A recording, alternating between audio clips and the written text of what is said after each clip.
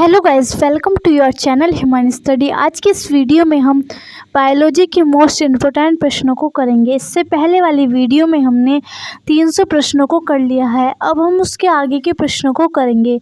तो आइए शुरू करते हैं। प्रश्न 401, निम्नलिखित में से कौन सा उत्तर घाव भरने में सहायक होता है? घाव भरने में विटामिन सी का प्रमुख कार्य संयोजी ऊतक में सबसे महत्वपूर्ण प्रोटीन कोलेजन के संश्लेषण में सहायक करता है। प्रश्न 402, निम्नलिखित में से कौन एक शरीर को गर्म रखने हेतु उत्तरदायी है? इसका सही आंसर है ए, वसामय ऊतक। प्रश्न 403, तंत्रिका ऊतक की इकाई है। तंत्रिका कोशिका या न्यूरॉन तंत्रिका ऊतक की इकाई कहलाती है। तो इसका सही आंसर है ए। प्रश्न 404, संवेदना का चालान शरीर के एक भाग से दूसरे भाग में किसके द्वारा होता है? तो संवेदना का चालान शरीर के एक भाग से दूसरे भाग में संयोजी ऊतक द्वारा होता है। प्रश्न 405, ऊंट का कुबड़ किस ऊतक का बना होता है? ऊंट का कुबड़ वसा ऊतक का एक उदाहरण है। वसा ऊतक मुख्य रूप से त्वचा के नीचे स्थित है, लेकिन आंतरिक भागों के आसपास भी पाया जाता है। प्रश्न 406, मोटापा निम्न में से किसकी अधिकता के कारण होता है? मोटापा एक ऐसी स्थिति है जहां एक व्यक्ति के शरीर में इतनी अधिक वसा कार्बोहाइड्रेट जमा कर ली है कि इसका उसके स्वास्थ्य पर निगेटिव प्रभाव पड़ सकता है। इसका सही आंसर है डी। प्रश्न 407, निम्नलिखित में से कौन ऊतक का उदाहरण है? रक्त और पेशियां दोनों ही हमारे शरीर में पाए जाने वाले ऊतकों के उदाहरण है। तो उसका सही आंसर है ए, रक्त। प्रश्न 408, मास्ट कोशिका पाई जाती है। मास्ट कोशिकाएं विशिष्ट संयोजी ऊतक में पाई जाती है। तो उसका सही आंसर है ए। प्रश्न 409, फेफड़ों को ढकने वाला आवरण कहलाता है। फेफड़ों के आवरण को फुफ्फुस झिल्ली कहा जाता है। तो इसका सही आंसर है डी, फ्लोरा। प्रश्न 410, दांत का शिखर किसका बना होता है? इसका सही आंसर है सी, एनामिल से। ऐसी ही वीडियो देखने के लिए वीडियो को लाइक करें, शेयर करें, सब्सक्राइब करें। प्रश्न 411, नाभि रिजु है। नाभि रिजु एक औरत के गर्भाशय के चारों ओर एक स्थित रेशेदार ऊतक होता है। तो उसका सही आंसर है सी। प्रश्न 412, किसी जीवित देह के भीतर कोशिका या ऊतक की मृत्यु को क्या कहते हैं?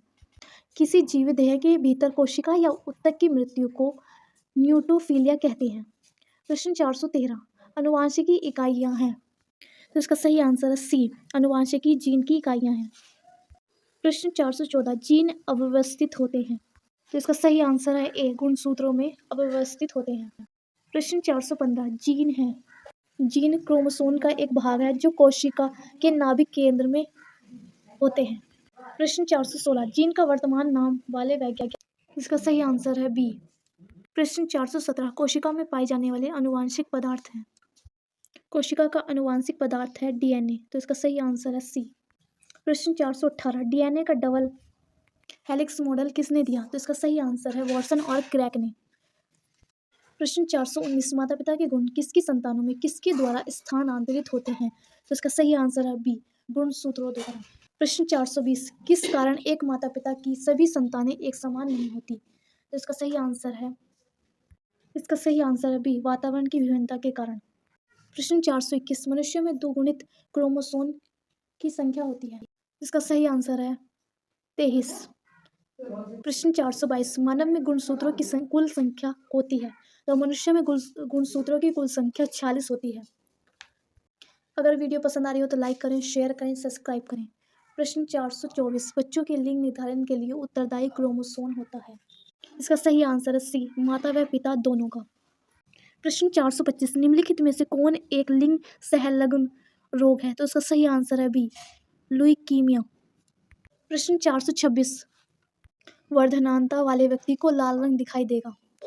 इस प्रकार के अंधेपन में लोग लाल, नारंगी, भूरा और हरे रंग में अंतर नहीं कर पाते हैं। तो इसका सही आंसर है सी, हरा रंग दिखाई देगा। प्रश्न 427, एक वर्धमान पुरुष एक सामान्य महिला से विवाह करता है तो वर्धमानता के लक्षण उत्पन्न होंगे उनके। इस स्थिति में उसके सभी पुत्र और पुत्रियों की दृष्टि सामान्य होती है, जबकि उसकी पुत्री वाहक का कार्य करेगी। तो इसका सही आंसर है ए। प्रश्न 428, जैव विकास को सर्वप्रथम किसने समझाया? जैव विकास को सर्वप्रथम लैमार्क द्वारा समझाया गया था। प्रश्न 429, जीवों के प्राकृतिक चयन का सिद्धांत प्रतिपादित किया। डार्विन के प्राकृतिक चयन के सिद्धांत को लोकप्रिय रूप से डार्विनवाद के नाम से जाना जाता है। प्रश्न 430 समजात अंग होते हैं। समजात अंग विभिन्न वर्गों के जीवों के वे अंग जो किसी संरचना और विकास में समान हो लेकिन भिन्न भिन्न कार्य करते हों। तो सही आंसर है सी। प्रश्न 431 जीवन की उत्पत्ति हुई। इसका सही आंसर है सी जल में। प्रश्न 432 विकास की प्रक्रिया में मनुष्य का निकटतम प्राणी है। विकास की प्रक्रिया में मनुष्य का निकटतम प्राणी बंदर है, तो इसका सही आंसर है डी। प्रश्न 433 उत्परिवर्तन का सिद्धांत प्रतिपादित किया था। उत्परिवर्तन शब्द का प्रयोग पहली बार हुंगरो डी विरीज द्वारा किया गया था। प्रश्न 434 मलेरिया परजीवी तथा अमीबा को किस श्रेणी में रखा जाता है। मलेरिया परजीवी तथा अमीबा को प्रोटोजीवा की श्रेणी में रखा जाता है। प्रश्न 435 चप्पल की आकृति जंतु है। पैराशियम एक जलीय प्राणी है जो चप्पल की आकृति का होता है। प्रश्न 436 अमीबा का प्रचलन अंग है। अमीबा का प्रचलन अंग सीलिया है। इसका सही आंसर है ए। प्रश्न 437 काला आजार उत्पन्न करने वाला प्रोटोजिया है। कालाजार एक संक्रमण बीमारी है जो परजीवी लिस्मिया के कारण होता है। कालाजार का परजीवी बालू मक्खी के द्वारा फैलता है। इस परजीवी का जीवन चक्र मनुष्य और बालू मक्खी के ऊपर निर्भर करता है, तो इसका सही आंसर है डी।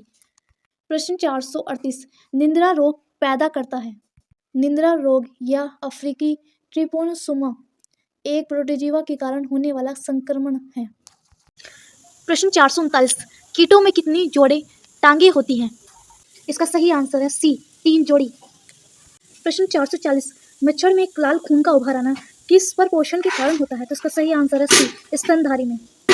प्रश्न 441 घरेलू मक्खी का लार्वा कहलाता है। इसका सही आंसर है ए इमोगो। प्रश्न 442 बिच्छू का विष कहाँ पर होता है। बिच्छू की लगभग 2000 जातियां होती हैं जो न्यूजीलैंड तथा अंटार्कटिका को छोड़कर विश्व के सभी भागों में पाई जाती है। इसका जो विष होता है वो डंक में होता है। प्रश्न 443 निंद्रा रोग फैलाती है, तो निंद्रा रोग का सही आंसर है ए सीसी मक्खी द्वारा फैलता है। प्रश्न 444 ऑक्टोपस है एक, तो ऑक्टोपस है इसका सही आंसर है बी मृदु कपची। प्रश्न 445 तारा मछली निम्नलिखित में से किस संघ का प्राणी है। तारा मछली इकोनेमिडरमेडा संघ का अपृष्ठवंशी प्राणी है जो केवल समुद्री जल में ही पाई जाती है।